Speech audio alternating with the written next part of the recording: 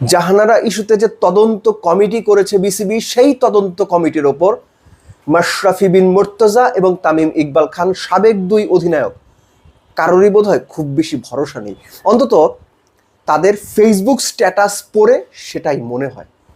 দুজনের লেখায় একটা আভাস স্পষ্ট। তামিম তো সরাসরি লিখেছেন যে তদন্ত কমিটিতে বিসিবির কেউ যেন না থাকে। মাশরাফি সুষ্ঠু তদন্তের ব্যাপারে জোর দিয়েছেন। একটা ক্রিকেট বোর্ডের সাবেক দুই ক্যাপ্টেন সেই ক্রিকেট বোর্ডের উপর আস্থা রাখতে পারছে না। একটা ক্রিকেট বোর্ডের জন্য এর চাইতে লজ্জার আর কি হইতে পারে? এটা যে ইমেজ সংকট শুধু সেটা না, আস্থার সংকট, ভরসার সংকট। আর এই আস্থা ভরসার সংকটগুলোর কারণেই আজ এই মুহূর্তে এসে আমাদের জাহানারার সঙ্গে যে যৌন হয়রানির অভিযোগটা রয়েছে জাতীয় দলের সাবেক পেসার এবং নারী দলের সাবেক ম্যানেজার এবং নির্বাচক মঞ্জুরুল ইসলাম মঞ্জুর বিরুদ্ধে, এগুলো হচ্ছে সেই লম্বা সময় ধরে চর্চিত ভরসাহীনতা, অনাস্থার ফল। চ্যানেল 24-এর একটা ফটো কার্ডে দেখলাম যে সম্মানিত যুব এবং ক্রীড়া মন্ত্রণালয়ের উপদেষ্টা যে আসিফ মাহমুদ সজীব ভাই, তিনি বলেছেন যে জাহানারা চাইলে সরকার আইনি সহায়তা দিতে প্রস্তুত। চমৎকার ব্যাপার। জাহানারার কাছে আমার একটা প্রশ্ন আছে। সরকার আপনার পাশে থাকার আশ্বাস দিচ্ছে স্ট্রেইট অ্যাওয়ে, এই মুহূর্তে অভিযোগ প্রমাণিত না হওয়া সত্ত্বেও আপনার অভিযোগের প্রেক্ষিতে শুধুমাত্র এই দেশের সিংহভাগ মানুষ, আপনার দেশের আপনার মানুষ জাহানারার পাশে, জাহানারার সাপোর্টে, এটা নিয়ে দ্বিমত করার কোনো সুযোগ নাই। আপনি জাহানারা সুযোগটা কি নেবেন? আইনের আওতায়, আইনের কাঠগড়ায়, আইনের সামনে যার এগেনস্টে আপনার অভিযোগ, তাদের আনানোর চ্যালেঞ্জটা আপনি নেবেন? এটা জাহানারার কাছে আমার প্রশ্ন। ঠান্ডা মাথায় ব্যাপারটা চিন্তা করবেন। সরকার এনশিওর করছে, সরকার গ্যারান্টি দিচ্ছে জাহানারা চাইলে আইনি ব্যবস্থার জন্য তারা সর্বোচ্চ হেল্প করবে।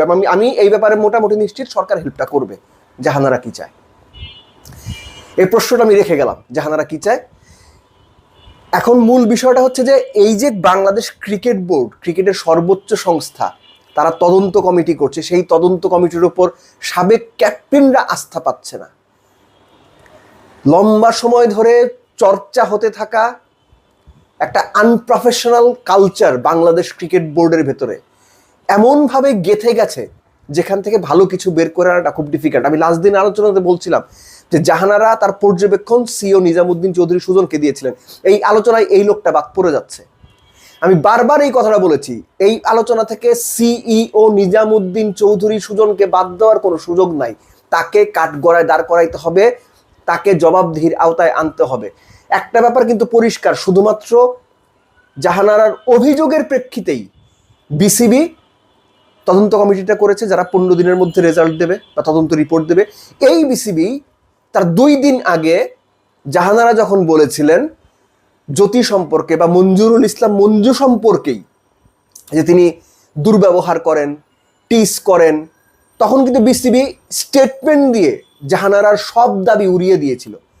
যখন রিয়াসাদের কাছে ইন্টারভিউটা দিলেন জাহানারা এবং সব কিছু ওপেনলি নিজের মুখে বললেন, তখন বিসিবি আবার এই স্টেটমেন্ট দিতে বাধ্য হলো, তদন্ত কমিটি গঠন করতে বাধ্য হলো। অর্থাৎ প্রথমে কিন্তু তারা হেসে উড়িয়ে দিয়েছিল, ধর এগুলো কিচ্ছু হবে না, বাকওয়াস কথা, বানোয়াট কথা। পরে বাধ্য হয়েছে কেন? চাপের কারণে, সাধারণ মানুষের চাপের কারণে, গণমাধ্যমের চাপের কারণে। সো অভিযোগ করার পরপরই মঞ্জুরুল ইসলাম মঞ্জু কাঠগড়ায়, এবং একই সঙ্গে যে মানুষটা কাঠগড়ায় দাঁড়াচ্ছে না, দ্যাট ইজ নিজামুদ্দিন চৌধুরী সুজন। আমি বারবার এই কথাটা বলছি, এই লোকটাকে কাঠগড়ায় দাঁড়া করাইতে হবে। শুধুমাত্র জাহানারা ইস্যু না, আমি আগেও বলেছি, বাংলাদেশ ক্রিকেট বোর্ডে গত 12, 13, 14 বছরে যত অন্যায়, অনিয়ম, দুর্নীতি, স্বজনপ্রীতি, বড় বড় অপরাধমূলক ঘটনা ঘটেছে, তার বেশিরভাগের সঙ্গে কোনো না কোনোভাবে নিজামুদ্দিন চৌধুরী সুজন সিইও তার জড়িত থাকার কিংবা সম্পৃক্ত থাকার অভিযোগ রয়েছে। আমারও বলছি অভিযোগ, প্রমাণিত কিছু না। সো এগুলো তদন্ত করতে হবে। আর একটা বিষয় এখানে ধরেন যে আমরা অনেকেই হয়তো মিস করে যাচ্ছি, সেটা হচ্ছে যে, বা এটা আমাদের আসলে চরিত্র, যে কেউ একজন, আমি কাউকে বললাম যে এই চোর, ও ডাকাত, প্রমাণ হওয়ার আগে আমরা ধরে নেই বা মেনে নেই ও আসলেই চোর, ও আসলেই ডাকাত। কেন? দেব চৌধুরী বলছে, আপনি দেব চৌধুরী চিনেন। সো এইটা বোধহয় আসলে সঠিক প্র্যাকটিস না। বাট দেন এগেইন আমাদের সমাজ কাঠামোটাই সেভাবে দাঁড়িয়ে গেছে, আমরা অভিযোগ হওয়ার সঙ্গে সঙ্গে কাউকে, অভিযুক্ত মানুষটাকে দোষী সাব্যস্ত করি। সো এটা থেকে আমাদের বিরত থাকাটা